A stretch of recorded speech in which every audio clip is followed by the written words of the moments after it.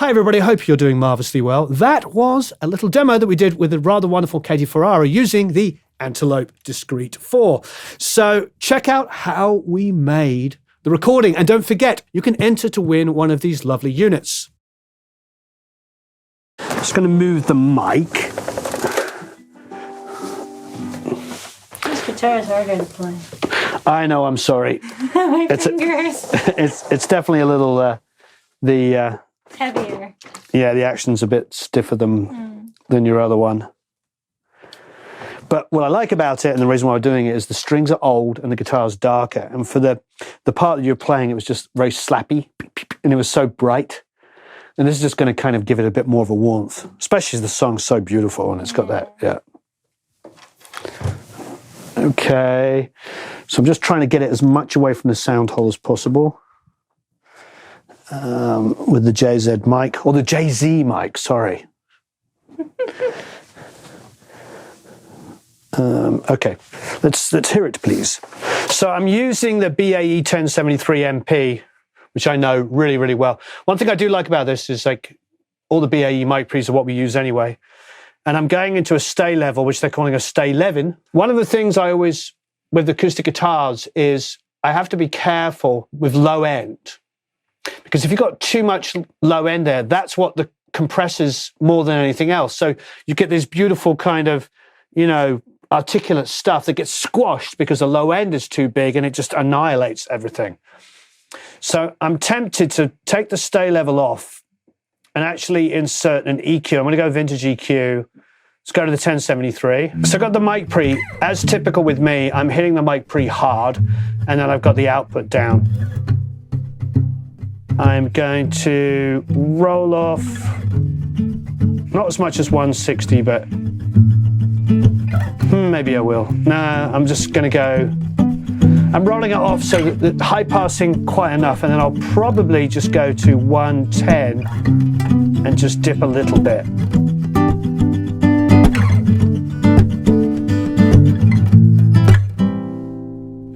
So I'm dipping the 110 ever so slightly. She's tuning, but I want to get her to play the part. Now I'm going to add the compressor. And I love, oh, they've got a DBX 160. My ultimate chain is a 160 to 1176, so I'm going to do.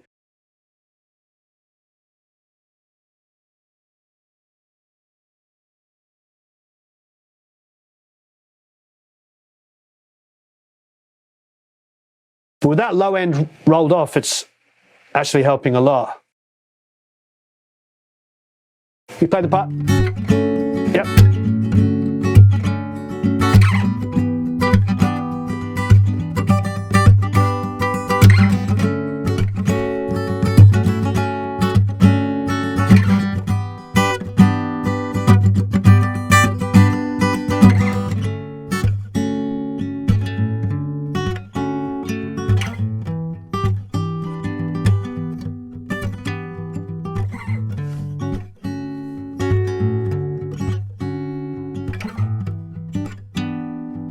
Okay, now I'm going to add an 1176. There's a tube 176 in here, which is nice. A 78.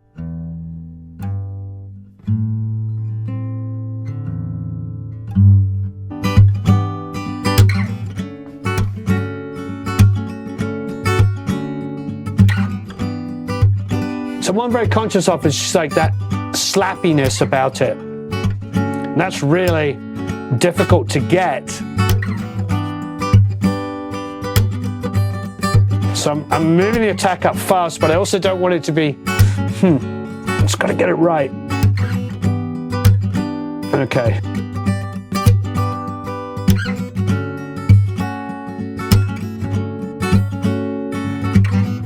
Cool.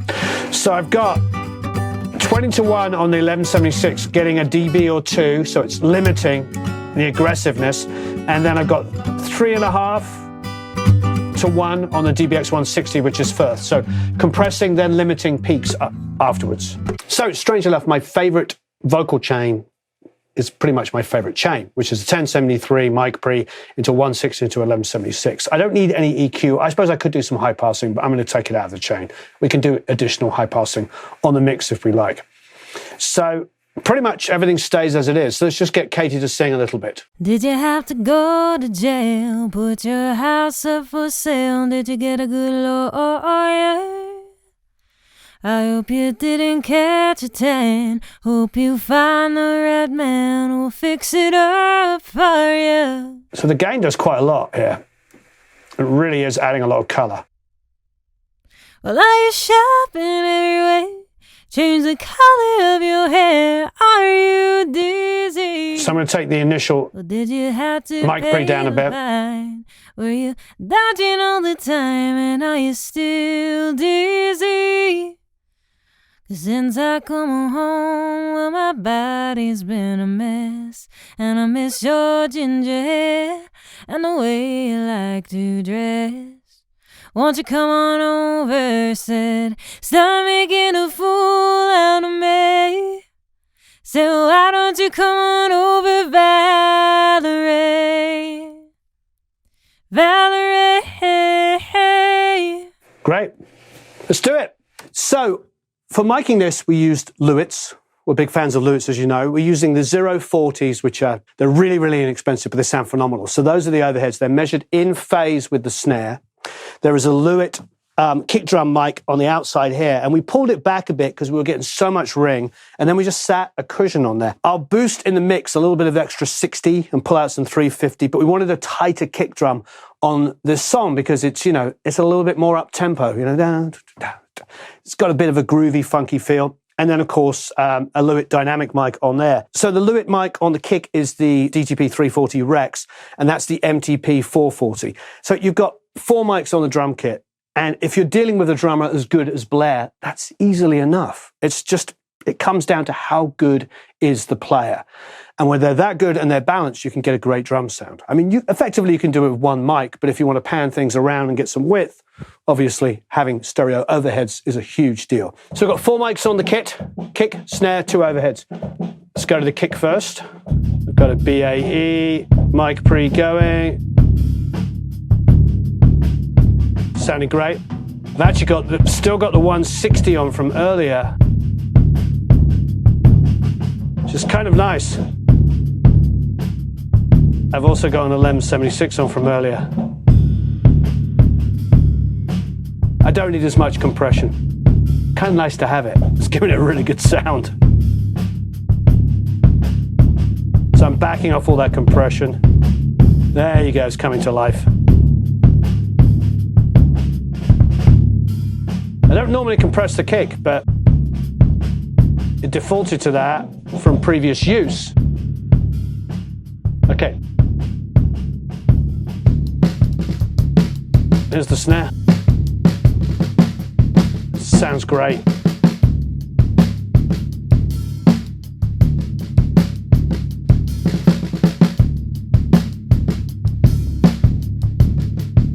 I'm going to go grab the BAE again. Immediately gave it a little bit of oomph.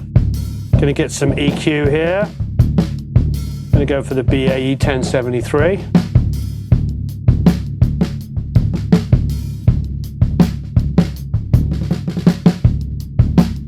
Put a bit of 110.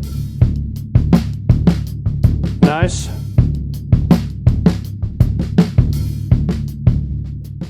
Bit of 10K, bit of 7.2.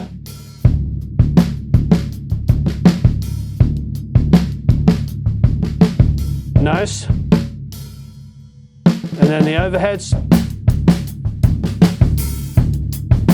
Gonna print them hotter.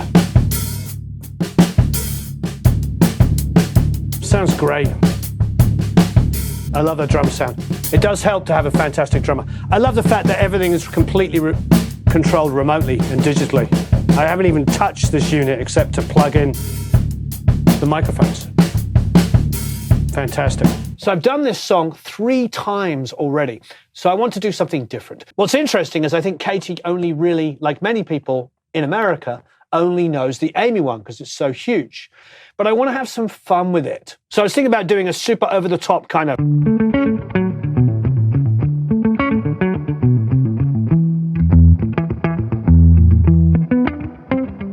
You know, almost a Jaco Pastorius bass line idea, but do it on guitar and then double it on bass and also do a...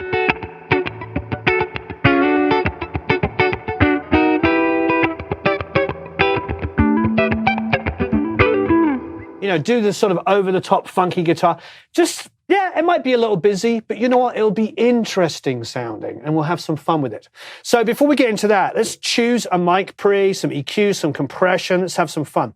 The sound coming off the Fender Tone Master is always good. That Deluxe, it just sounds great. So I'm already happy with the sound, but maybe a little bit of a 1073 on it. Let's have a listen. Definitely smoothing out some of those transients. Okay, I'm happy with that. Let's grab some EQ. Might not need much. I was actually thinking you might need more EQ, but you know, there's a 1073. Let's go and have a look. What do we got? The Neumann, VEQ, 4K black. So obviously SSL style.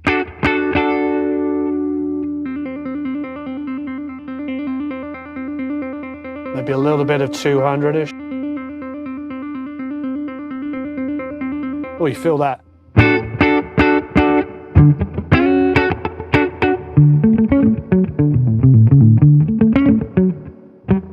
That's really nice. That is really, really nice. Okay, do I want any more brightness on it?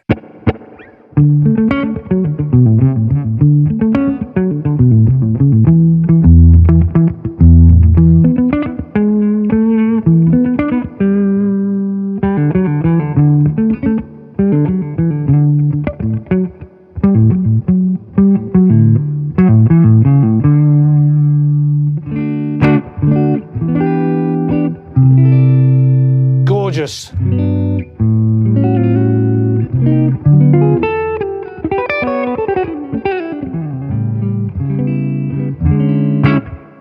I'm really digging that. I'm probably overdoing it on the lows boost there.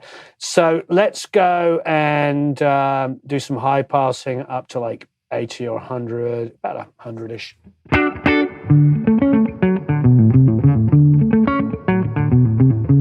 I don't want to get in the way of the bass guitar when that's coming up. I want the bass and the electric to double up those parts, but also be different enough audibly in the mix. Okay, I'm happy with that. Maybe, just maybe a touch. Well, not a touch. You know what? Let's put an 1176 on it and abuse it maybe a little bit for the funky. Okay, so for me, I want to go maximum fast release time and then a slower attack time so it lets the attack go through. And because it's a fixed threshold compressor, I'm going to bring the input down. Because the way it works is like, here's the threshold. The louder you turn up the input signal, like this, the more the compression comes in.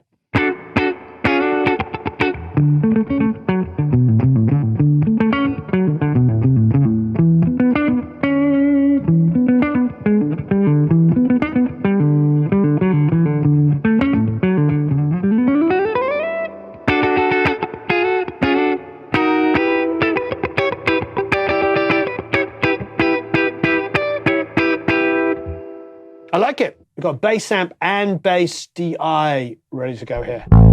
So first of all, a lot more level.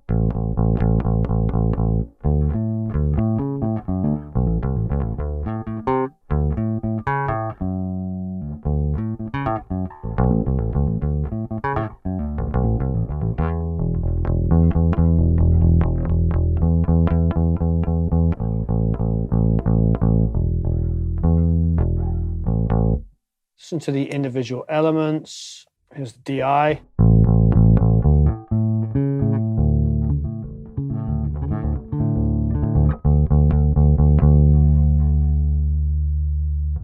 So this is the Acme DI for those that want to know. It already has a bit of weight to it. Let's select a preamp. I'm just going to go straight for the BAE. I'll be honest, I think it's going to be absolutely perfect. Already driving it a little bit, so let's bring the input down a bit, output up a bit.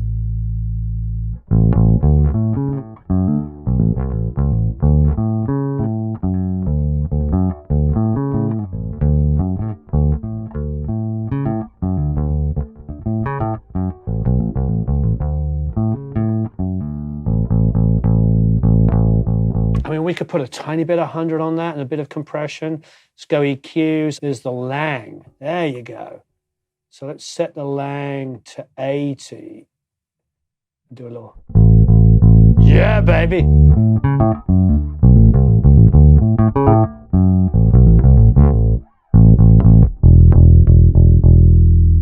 That's gorgeous. Okay. All right. Well, that's that one solved. Just a little bit of 80. Okay. Now grab some compression. Let's go for something. What's the stay level?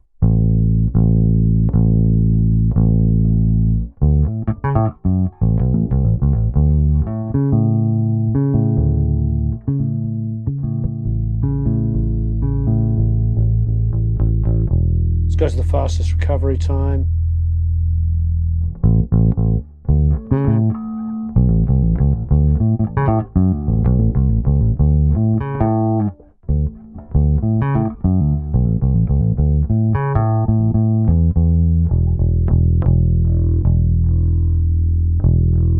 It's definitely working. All right. So now let's listen to the amp.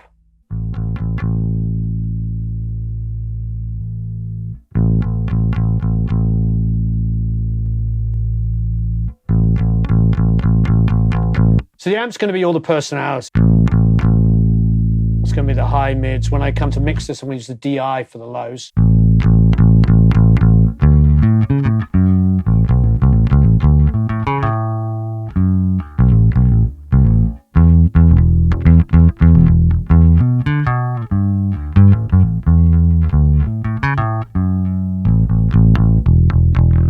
So if you got some bite, you can hear some grit on it. So it is an Ampeg amp. We could use an Ampeg simulation. What I do on the solo is I'm going to use one of the amp sims on the solo. Okay, so let's go and grab, you know what I'm going to do? I'm going to grab, let's do something else. Let's do, that BA31 was,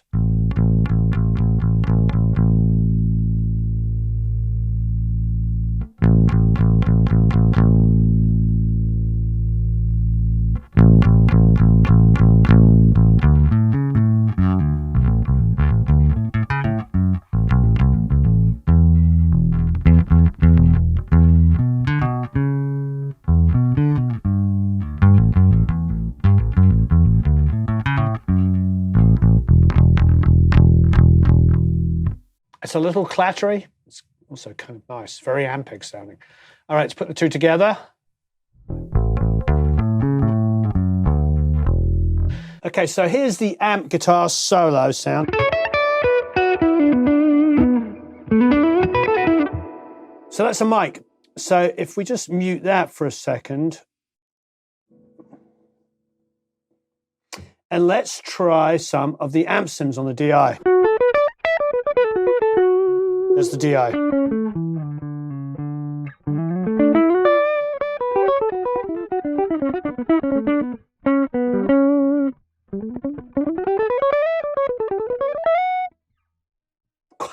Kind of a nice DI electric. I mean, the electric's great. It's probably why. Okay, so let's go to guitar amp. I'm going to go Plexi.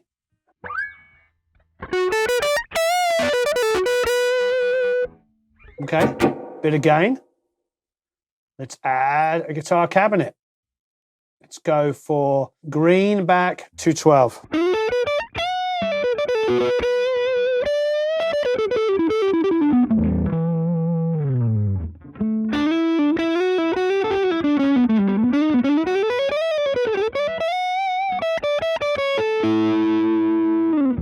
Kind of like it. Okay.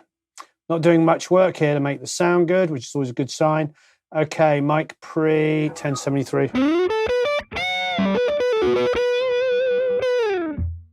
A slight bit more low end thickness.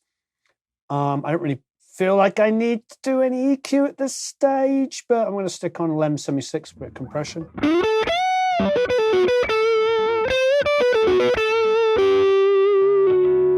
slow down the attack. You know what I'm going to do. Speed up the release. Turn it up a little bit.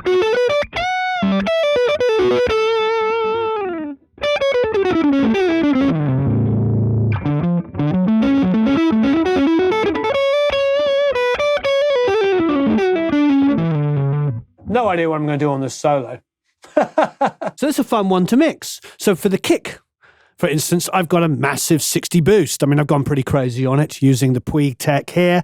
It's a Poltech plugin. I've gone very wide, broad on the bandwidth boost at 3K, and actually I ended up taking it down.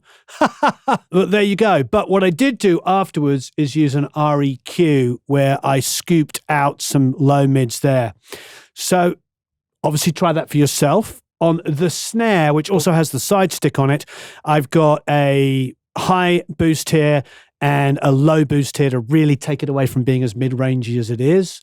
Also, I'm using an R-comp compressor. The reason I'm putting a compressor on it is I found that the dynamics between the snare and the side stick were too much. I need the side stick to come up, and I could have separated it onto a channel. Maybe that's what you should do when you download the multi-tracks. With all these things, have fun with it. Do whatever you want, add drum samples, do whatever, or keep it as it is. Just have some fun with it. That's the whole idea of doing these multi-tracks, is you get to hear the equipment that we're using, but you also get to mix it and have some fun with it. As far as the overheads are concerned, just gentle compression. Well, actually not gentle, actually it was quite aggressive. Let's have a quick listen. Yeah, I mean, I suppose it's not very aggressive, but 2 to 3 dB, just to even it out. And I actually like what the overheads were doing to the drum sound. So the bass, I've done my usual trick where I've taken the DI and made that the low end. So everything above 200 is gone. And then actually got a little cut at 40. And then the amp I'm using for all of the mid-range stuff. Put the two together, you get this.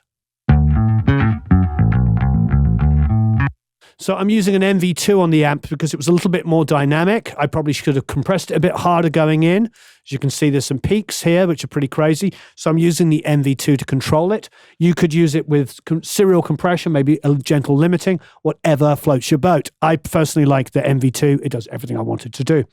And then I've got a master on the bass where I'm really going crazy on the mid-range. I could probably bring it down a bit, to be honest. I think it's maybe a little nutty.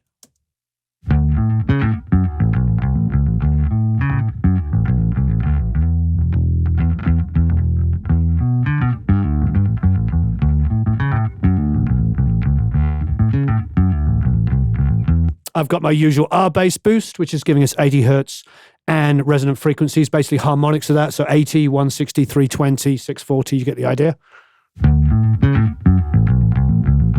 And then again, you guessed it, the MV2, which is my ultimate bass compressor. It's basically doing two things. It's taking the low level signals, bringing them up, the high level stuff, and squashing it together. It's like an expander and compressor in one. It's not really that, but that's the best way of describing it. Throw it in with the drums.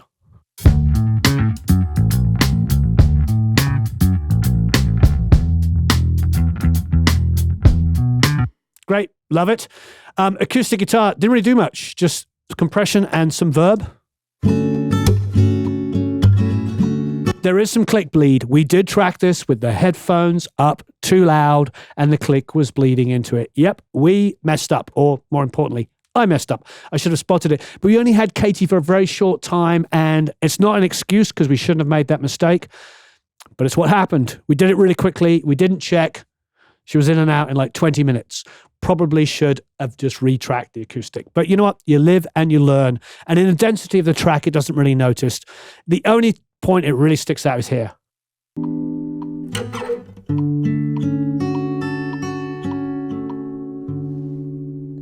Yeah, well, you live and you learn. Well, you think you'd learn after all these years of doing it, but no one's perfect.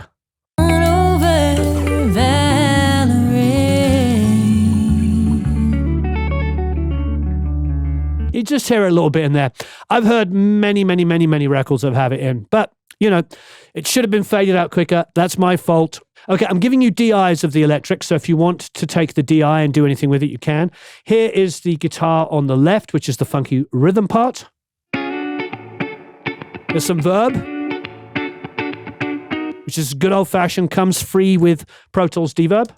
And on the other side is the funky part mirroring the bass. Both had high mid boosts and low cuts.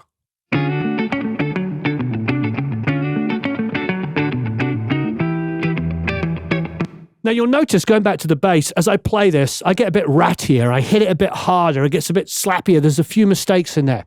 I kept them. I kind of like it. When it gets to the end here, it gets, well, the end ending is actually quite tight because it's simple. But here, for instance, have a listen.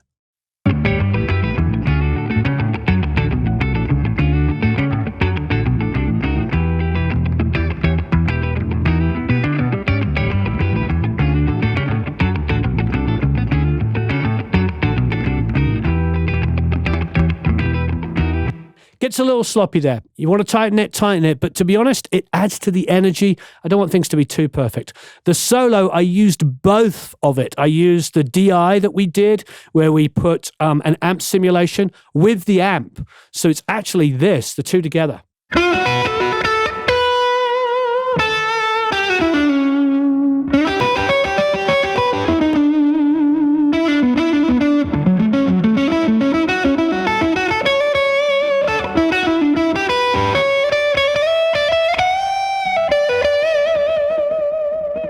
Had so much fun playing that solo. I'm using the MV2 on the amp because it was a bit more dynamic and the fuzz tone on the other one wasn't. So I wanted them to sit together a little closer. So I've compressed, using the MV2, the amp signal to match the emulated fuzz tone amp that I had. And last but not least, of course, is the vocal. I'm doing my usual tricks. So I've got Vocal Rider on it with RVox as well, de-essing and brightening. It's kind of a combination of getting rid of the lows and brightening the high end. If I go to just the, here's the ad-libs in the solo, for instance.